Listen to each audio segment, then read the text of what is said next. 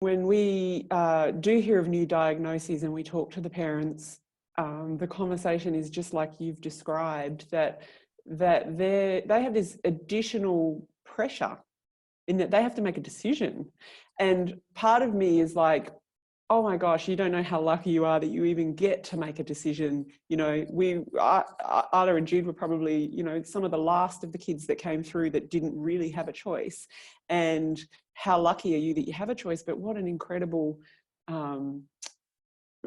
hard thing to grapple with. You know, the pressure on families to go, am I going to choose the right trial? You know, it is a gamble. And I suppose all you can do is work with the clinician to understand the various trials, the various risks, you know, understand what data is currently available. And the thing I always say to families is you can't make a wrong decision, because whatever decision you make is going to be the right one for you.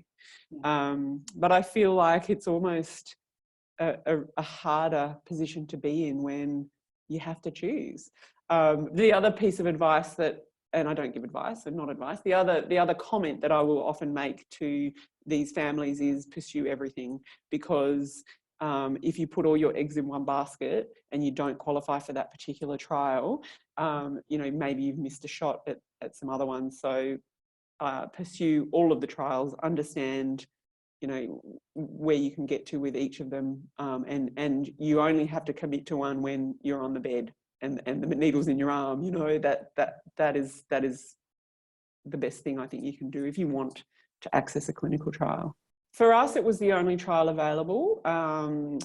The other trials that were running in the world were enzyme replacement therapies, and we were unable to participate in those because there were none happening in Australia, and the international sites weren't taking Australian patients.